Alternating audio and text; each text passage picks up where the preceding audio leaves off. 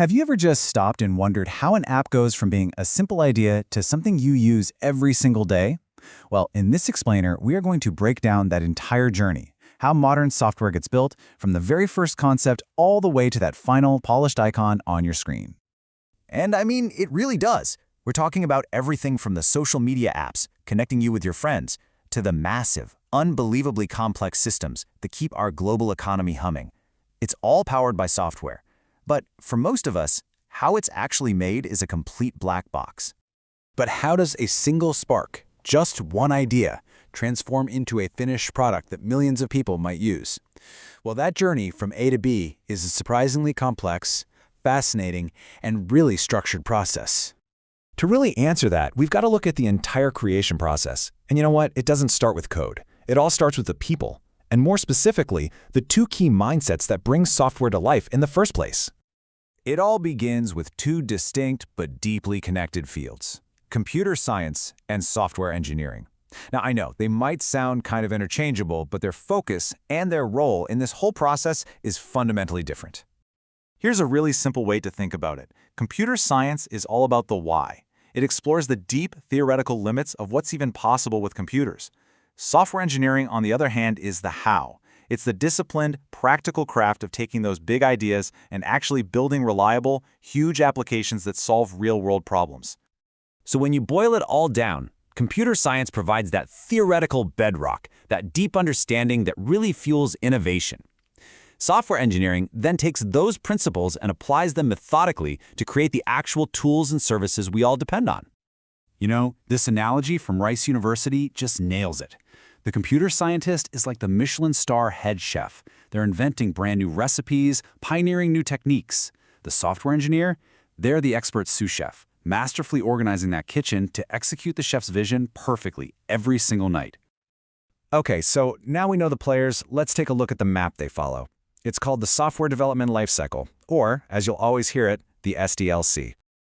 Just think of the SDLC as the master plan that stops a project from spiraling into total chaos. It's a proven, step-by-step roadmap that takes a project from that initial spark of an idea through design, coding, testing, all the way to a finished app in the hands of actual users. All right, let's zoom in on that implementation phase. This is where the magic really happens. It's where the architectural blueprints become a living, breathing application. It's where the code actually gets written. But even here, not all developers work the same way. You've got your planners, who are brilliant at executing a super precise blueprint. And then you have your pathfinders, who can take a kind of vague vision, explore the possibilities, and map out the solution themselves. A truly successful project, well, it needs both. And it's not just about these big picture approaches. The deep, nitty-gritty technical skills can absolutely make or break a project. So let's look at one critical example: how a program manages the computer's memory, which is basically its short-term workspace. Okay, so in a lot of modern programming languages, memory is just managed automatically for you. But in some really critical cases, a developer has to do it by hand, telling the program exactly when to grab a piece of memory and, just as important, when to let it go.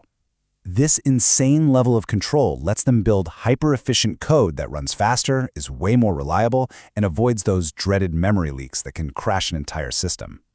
This kind of expertise isn't just a nice-to-have thing. For game developers trying to squeeze every last drop of performance out of a console, or for engineers programming the tiny computer inside your car's braking system, this skill is absolutely 100% non-negotiable. But hey, writing the code is really only half the battle. The journey is far from over. The next critical stage is all about polish and protection. It's all about testing. And testing isn't just about finding bugs in the code. A tester's real job is to be the user's ultimate advocate. Their primary goal, their whole reason for being, is to protect the customer experience. Because a defect isn't just a technical glitch, it's anything that could possibly frustrate a real person using the product. Now this brings us to a huge debate in the industry. Should testers know how to code? On the one hand, yeah, it absolutely improves communication with developers and opens up more technical career paths. But on the other hand, some people argue it can actually shift their focus away from the most important perspective of all, the users. And this quote right here, it gets to the absolute core tension of this whole debate. A tester's ultimate loyalty has to be to the end user. Their unique value comes from finding those visual glitches or confusing workflows that a developer who's naturally focused on how the code works inside might completely miss. So, we've gone on the whole journey, from a raw idea to a polished, tested product. And that brings us right back to where we started, the two different minds of tech, and which path might be the right one for you. Now, with the full context of this journey, you can really see how these paths branch out. The focused practical skills of a software engineer, they naturally lead to roles that build and maintain products. Meanwhile, that broad theoretical knowledge from computer science often leads to roles that architect entirely new systems and drive long-term innovation. So what about the money? Well, according to data from the U.S. Bureau of Labor Statistics, both paths are definitely lucrative. But the data does suggest that the broader skill set and advanced education that often comes with computer science, and we should note, this salary reflects a master's degree, can lead to higher long-term earning potential. So, I want to leave you with this one final, crucial thought. In a future where AI gets better and better at handling the how, the actual writing of the code, the most valuable human skill is going to be understanding the why. Both paths are essential to the world of tech today, for sure. But the question you have to ask yourself is, as technology evolves, will you be the one following the recipe, or will you be the one inventing it?